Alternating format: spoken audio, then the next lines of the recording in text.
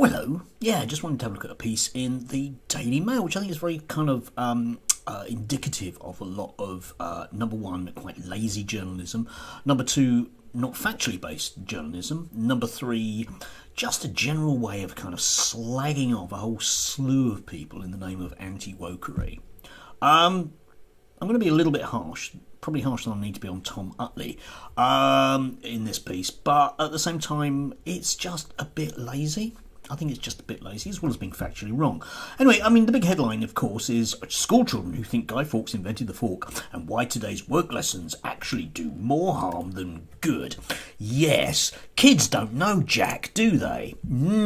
It's the teacher's fault. They're learning to put skirts on and be trans. Yeah, not like in my day. In my day, we didn't learn those things. We learned proper history. To be fair to Tom, after sort of the standard sort of boys in skirts story, he does say, however, fair play to the guy, indeed, the version I learned before I reached my teens was simplistic in the extreme, almost totally ignoring such questions as the status of women in society, let alone the treatment of minorities. Where the Empire was concerned, it accentuated the positive, focusing on the glory of the enterprise while casting a discreet veil over most of its shameful aspects. We were taught much more, for example, about Britain's leading role in abolishing the slave trade, rather than the great wealth brought to this country in previous centuries by this evil trafficking in human lives. It was only later, when I studied the subject in more depth, that I came to accept there are two sides to every story. And again, fair play to the guy on that basis, you know.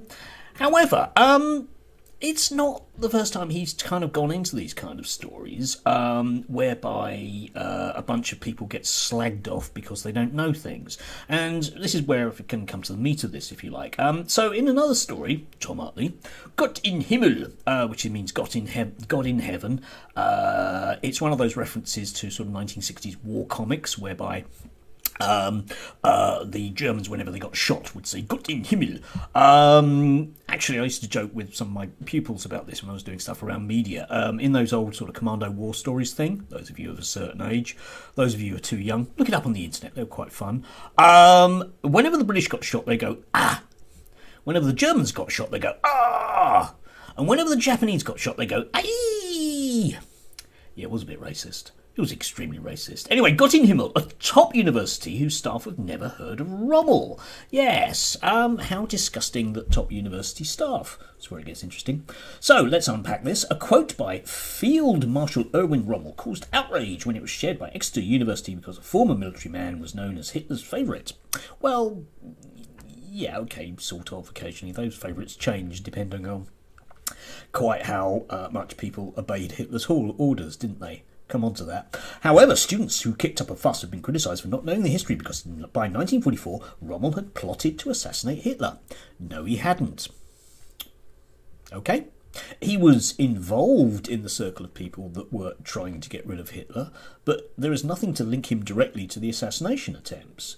Right, here we go. When he was found out, Rommel saved his family from death by agreeing to swallow suicide at Hitler's orders on the condition they would be allowed to live. Yes, this is true. However, one of the problems, and Tom Utley being of a certain age that he was born in 53, has grown up with the myth of the good German. Erwin Rommel was not directly involved in war crimes, as far as we can make out, on any major scale whatsoever. However, he was very supportive of a genocidal regime. If he'd been sent to Russia, he would have carried out orders like the rest of them did. He would have assisted in rounding up the wrong sorts of people and showing them to groups, shoving them into pits in groups in the forest. Yeah, by 1944, it was basically because Germany was losing the war that he lost faith in Der Führer. Up to that point, no. Okay, so we end up with a revisionist history. Sorry, Mr. Utley. Okay, so, let's move on. I mean, these stupid children that are being taught by the teachers. So, here's a piece from the RTE. Why do British people know so little about Ireland? Let's have an example, shall we? Evidence of this lack of understanding about Ireland among British politicians is easy to find.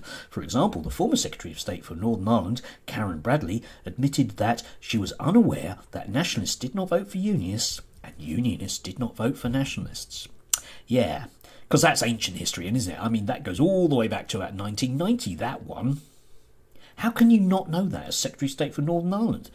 Probably because, I don't know, maybe the civil servants went to the wrong schools and didn't learn enough about Hitler. I don't know.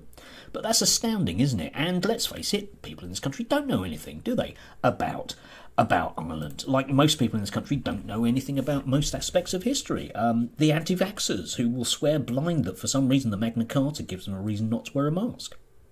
Right? And, the last one, which is probably the most important one, Holocaust Memorial Day, shocking levels of denial remain. Yeah, there's an awful lot out there on the internet that will persuade you. You don't have to scratch surfaces very much to find out people that will tell you the Holocaust never happened. That's a kind of a biggie one, and it's not being taught by teachers, is it? No, ain't your woke teachers doing that.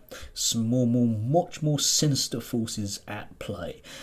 And unfortunately, these sinister forces are sometimes alluded to by people in the press.